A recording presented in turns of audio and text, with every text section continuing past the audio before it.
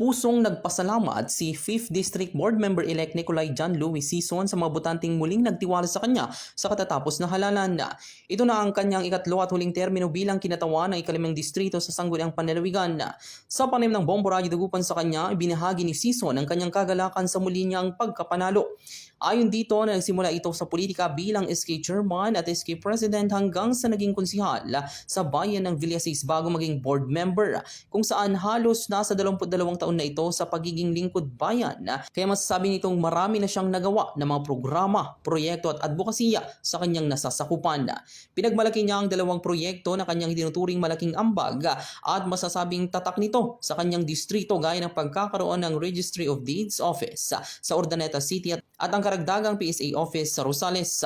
Bukod dito, marami na rin siyang naipasang resolusyon kabilang na ang pagkikipagtulungan ng LGU Alcala at Provincial Government para sa pagtatayo ng ika-15 ospital sa Luwigan at ang pagbibigay pahintulot sa gobernador para sa kontrata sa San Miguel Corporation sa proyektong Pangasinan Link Expressway. Sa dito na bilang siya ang chairman ng Committee on Agriculture, plano ni Sison na palawigin pa ang mga programa para sa mga magsasaka, partikular na ang naging paglulunsad ng corporate farming para sa mga ginagamit na machinery at inputs upang makamit ang mas mababang presyo ng bigas at mga agricultural products, maging ang layuning pataasin ang kita ng bawat magsasaka. Sa kanyang pagbabalik sa pwesto, nais niyang tutukan at palakasin ang sektor ng tabako sa lalawigan upang mapataas ang excise tax fund na magagamit para sa mga programa sa nasabing sektor. Samantala, pinahayag ni Sison ang kanyang kahandaan sa pagkikipagtulungan sa iba't ibang sektor ng lipunan at sa kanyang bagong makakasama sa ikalimang distrito na si Board Member-elect Rose Apaga upang maisakatuparan ng mga magagandang plano para sa ikaunlad ng 5th District ng Pangasinan. Siyempre ako ay nagagalak at masaya at mabibigyan ulit ng pagkakataon upang maglingkod sa ating mga kadistrito dito sa 5th Distrito ng Pangasinan. Ito ay aking pangatlo at pang-graduation na term. Ako po ay naglingkod ng almost 6 years bilang SK Chairman at SK Federation President. Siyam na taon din po akong number 1 councilor po ng bayan ng Villasis. At ito po ang ating pong pangatlong termino bilang board member. So more or less, mga nasa 22 years na. Kapag matapos yung term, 25 years. Ayan, lahat naman ng mga magagandang programa, proyekto at advokasya ng ating probinsya ay ating pong sinusuportahan.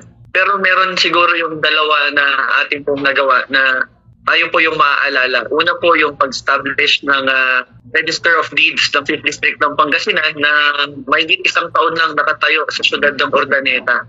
Ito po ay ang opisina na pinupuntahan po natin kapag may pangangailangan po tayo sa titulo ng lupa at kung may binili man po tayong sasakyan at na-fully paid po natin, doon po natin ipapakancel yung shuttle mortgage niya.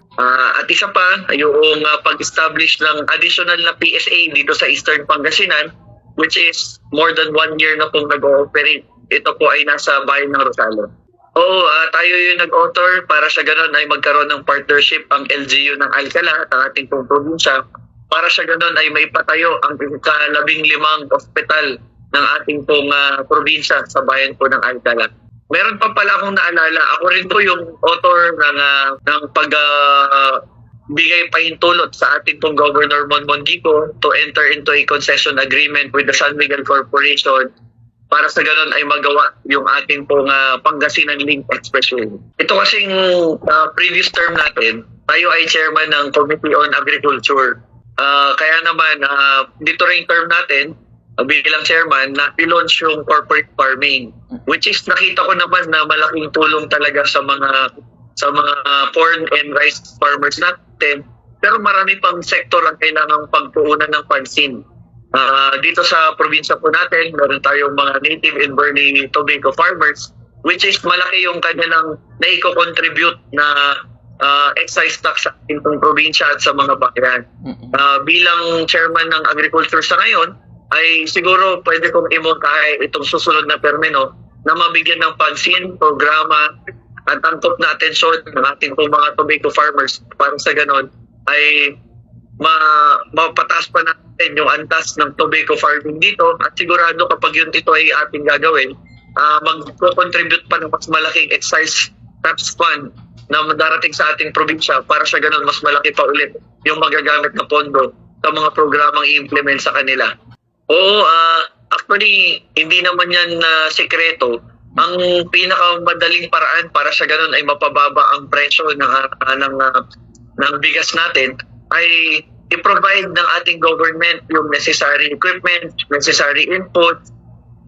Kung pwede, para mapababa talaga nila, i-subsidize na lang nila or i-provide for ng ating national government yung pangangailangan. Kasi kung ang mga farmers natin ay bibili ng sarili nilang inputs, bibili ng sarili nilang machineries, sa tingin ko ay magiging magastos ito at hindi siya magiging cost efficient. Sa ganung paraan, hindi talaga mapapababa yung presyo ng bigas at mananatiling mataas ito. Pero kapag kunwari provided for ang equipment, provided for ang inputs, ang fertilizers, ay sigurado mapapababa natin yung presyo. Sa ngayon, sa tingin ko, medyo mataas pa yung presyo, lalo na yung mga well-milled rice po natin. Ay ganoon naman talaga, kung gusto mo na kumain ng mas maganda yung pagkakagiling ng bigas, mas maputi, mas mabango, mas malinis, ay sigurado mas premium din yung babayaran mo. Pero as of sa ating NFA rice, sa tingin ko naman nasa around 20 plus. Dito kasi sa bayan ng Villasis, siguro kami po yung nagbibenta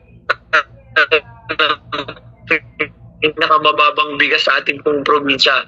Kinaya po ng LGU ng Villasis, Pangasinan na magbenta ng at least 30 pesos per kilo nung nakaraang taon at yung well-milled rice po at around 35 pesos. Tingin ko may marami rin tayong kasing mga advocacy kagaya ng environment, kagaya ng pag-encourage ng mga businesses dito sa ating probinsya, which entails yung kailangan nila ng mga tulong para sa ganun ay may proseso. Kasi ang probinsya po natin ay majority are farmlands yung mga nandito. So kung mag-iimbita tayo ng mga negosyante, kailangan natin silang i-assist kung paano yung tamang proseso na sila ay makapag-put up ng mga negosyo dito. Hindi ko pa po sila nakakausap at saka syempre nakita naman po natin majority of the board members elected are actually lahat ng re-electionist ng ating probinsya as board members. Kami po ay nahalal muli.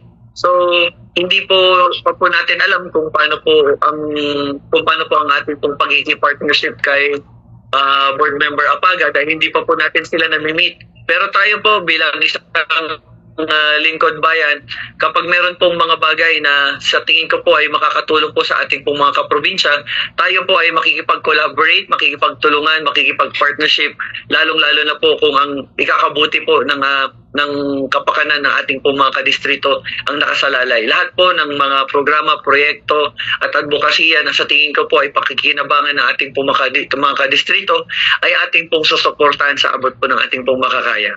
Ayan, sa ating po mga kadistrito, ako po ay nagpapasalamat sa inyong patuloy na pagsuporta at pagmamahal upang makapaglingkod sa akin pong pangatlo at pang-graduation na termino.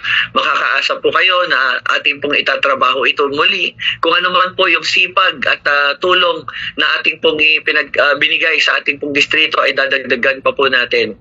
Bilang panawagan, ating pong suportahan, tulungan ang ating pong mga lingkod. Kaya naman, lahat po ng kanilang gagawin ay sa tingin ko ay ikabubuti ng kanilang mga anak, ng kanilang mga nasasakupan. Kaya ating pong pagtulungan ang mga ito para sa ganon maging successful po ang paggogobyerno sa probinsya po ng Pangasinan. At kung ganun po ang mangyayari, lahat po ng ating pong mga kababayan ay magiging successful din po at magiging proud bilang isang Pangasinense at sa bawat bayan po ng ating pong probinsya. Para sa programang Bombohanay Big Time Patrol numero 5, Bombo Oliver Dacumus nag-uulat para sa number 1 and most trusted radio network in the country, Bombo Radio Philippines. Basta radyo, Bombo!